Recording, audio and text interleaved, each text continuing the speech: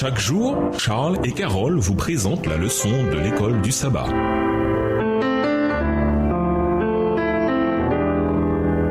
Bienvenue dans votre émission. Dieu nous parle. Nous voilà à la leçon de mardi, le viol de Dina. Maintenant que Jacob s'est réconcilié avec son frère, il veut s'installer dans le pays de Canaan en paix. Le mot Shalem, sain et sauf, Genèse 33, le verset 18, qui vient du mot Shalom, paix, caractérise pour la première fois son voyage. Après avoir acheté un terrain aux habitants, Genèse 33, verset 19, il y dresse un autel et manifeste sa foi et sa prise de conscience de sa dépendance du Seigneur. Pour chacun des sacrifices offerts, il y avait un acte d'adoration. Pourtant, pour la première fois dans sa vie, Jacob Israël est exposé aux difficultés de l'installation dans le pays. Comme Isaac à Guérar avec Abimelech, Genèse 26, les versets 1 à 33, Jacob tente de trouver un arrangement avec les Cananéens. Lisons Genèse 34. Qu'est-il arrivé qui a contrarié ses projets d'une existence paisible? Genèse chapitre 34. Dina, la fille que Léa avait enfantée à Jacob, sortit pour voir les filles du pays. Elle fut aperçue de Sichem, fils de Hamor, prince du pays. Il l'enleva, coucha avec elle et la déshonora. Son cœur s'attacha à Dina, fille de Jacob. Il aima la jeune fille et sut parler à son cœur. Et Sichem dit à Hamor, son père, « Donne-moi cette jeune fille pour femme. » Jacob apprit qu'il avait déshonoré Dina, sa fille. Et comme ses fils étaient au champ avec son troupeau, Jacob garda le silence jusqu'à leur retour. Verset 6. Hamor, père de Sichem, se rendit auprès de Jacob pour lui parler. Et les fils de Jacob revenaient des champs lorsqu'ils apprirent la chose. Ces hommes furent irrités et se mirent dans une grande colère, parce que Sichem avait commis une infamie en Israël, en couchant avec la fille de Jacob, ce qui n'aurait pas dû se faire. Hamor leur adressa ainsi la parole. Le cœur de Sichem pour fils est attaché à votre fille. Donnez-la lui pour femme, je vous prie. Alliez-vous avec nous, vous nous donnerez vos filles, et vous prendrez pour vous les nôtres. Vous habiterez avec nous, et le pays sera à votre disposition. Restez pour y trafiquer et y acquérir des propriétés. Verset 11. Sichem dit au père et aux frères de Dina, « Que je trouve grâce à vos yeux, et je donnerai ce que vous me direz. Exigez de moi une forte dot et beaucoup de présents, et je donnerai ce que vous me direz. Mais accordez-moi pour femme la jeune fille. » Les fils de Jacob répondirent et parlèrent avec ruse à Sichem et à Hamor, son père, parce que Sichem avait déshonoré Dina, leur sœur. Ils leur dirent, « C'est une chose que nous ne pouvons pas faire, que de donner notre sœur à un homme incirconcis, car ce serait un opprobre pour nous. Nous ne consentirons à votre désir qu'à la condition que vous deveniez comme nous, et que tout mâle parmi vous soit circoncis. » Verset 16. Nous vous donnerons alors nos filles, et nous prendrons pour nous les vôtres. Nous habiterons avec vous, et nous formerons un seul peuple. Mais si vous ne voulez pas nous écouter et vous faire circoncire, nous prendrons notre fille, et nous nous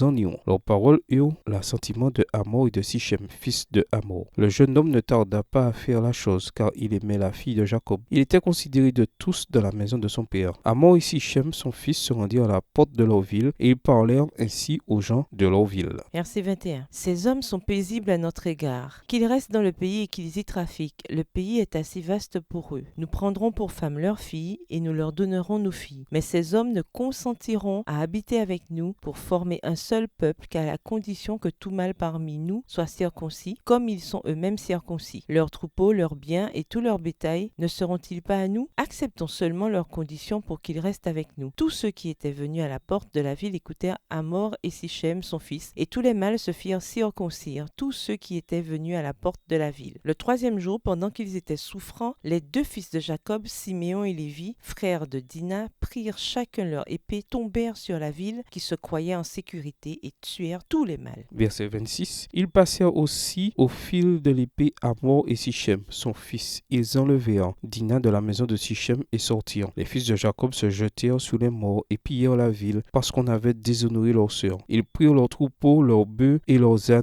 ceux qui étaient dans la ville et ceux qui étaient dans les champs. Ils emmenèrent comme butin toutes leurs richesses, leurs enfants et leurs femmes, et tout ce qui se trouvait dans les maisons. Alors Jacob dit à Siméon et à Lévi, « Vous me troublez en me rendant odieux aux habitants du pays, aux Cananéens et aux Phérésiens. Je n'ai qu'un petit nombre d'hommes, et ils se rassembleront contre moi, ils me frapperont, et je serai détruit, moi et ma maison. » Ils répondirent, « Traitera-t-on notre sœur comme une prostituée ?» Cette histoire sordide met en lumière l'ambiguïté des personnages et de leurs actes. Sichem qui viole Dina est également également décrit comme sincère et amoureux d'elle, et comme quelqu'un qui veut tenter de se faire pardonner. Il est même prêt à subir le rite de l'alliance, la circoncision. Pendant ce temps-là, Simeon et Lévi, qui se présentent comme les défenseurs de Dieu et de ses commandements, et qui résistent au mariage mixte avec les Cananéens, Lévitique 19, verset 29, ont recours au mensonge et à la tromperie, Genèse 34, verset 13, et sont prêts à tuer et à piller, Genèse 34, verset 25 à 27. Leurs actes étaient non seulement répréhensibles, pourquoi ne pas punir le seul homme qui l'avait commis, mais ils risquaient potentiellement d'entraîner davantage de problèmes encore. Quant à Jacob, il n'y a que la paix qui l'intéresse. Quand on lui rapporte le viol de sa fille, il ne dit rien, Genèse 34, le verset 5. Cependant, après avoir entendu ce que ses fils ont fait, il les réprimande ouvertement à cause de ce qui pourrait suivre. Vous avez attiré le malheur sur moi en me rendant odieux aux habitants du pays, aux Cananéens et aux Périsites. Je n'ai, moi, qu'un petit nombre d'hommes. Ils se rassembleront contre moi, ils m'attaqueront, et je disparaîtrai, moi et ma maison. Genèse 34, le verset 30. Ces récits nous présentent une tromperie omniprésente, mais aussi des actes de beauté et de grâce. Qu'est-ce que cela nous indique sur la nature humaine? Au revoir. Et à demain si Dieu veut. Dieu nous parle. Chaque jour, Charles et Carole vous présentent la leçon de l'école du sabbat.